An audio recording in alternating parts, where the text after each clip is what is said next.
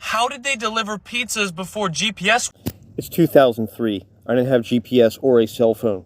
I was delivering for Giuseppe's. 9 out of 10 times, they would give me the address and I knew where that was, because I knew my hometown. If I didn't know what it was, 9 out of 10 times Giuseppe knew where it was, and he would tell me where it was. He would say, Mikey, you got to make a left on this thing and make a right on this thing, and boom. And I'm like, okay. Sometimes Giuseppe didn't know what it was, so we would go over to the map. Oh, it's over there. And then I would handwrite, make a left here, make a right there, boom. Sometimes it wasn't on the map, so we would call the customer back and say, hey, where are you? And they would say, don't worry, man, make a left, and then a right, and then make another left, and then boom. Handwritten piece of paper with just a few instructions. It was very rare that I went out the door with more than one of them. And it was very rare anyway, we didn't know where it was. Let's say hypothetically I wasn't delivering in my hometown, and I was in a brand new place. I would just look at the map, and then use a piece of paper to say, make a left here, make a right here. Sometimes I would even actually draw a mini map, so I would have a visual of what a road would look like and what the turns would look like.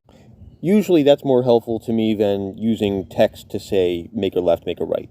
But to this day, I usually know where things are, and I don't use GPS, except for I like how it tells you when it thinks you're going to get there.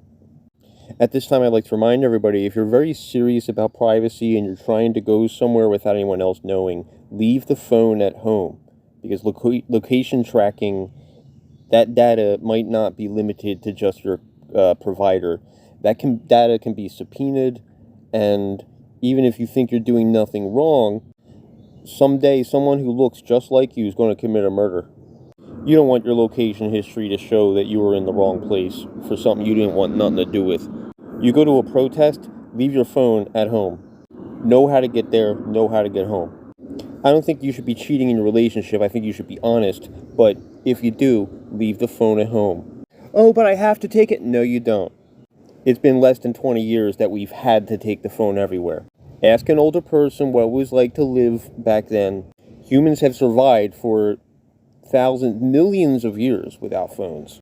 I'm using a phone right now, but that's not ironic. I'm using this as a tool to reach you, to tell you you don't always have to use the phone. The phone is a tool. It's great. I use it a lot. Be mindful of reliance on external things. One day, if the phone dies or someone steals it from you, are you going to be lost, or are you going to know how to operate? One day the power is going to go out, and a lot of y'all are going to be paralyzed.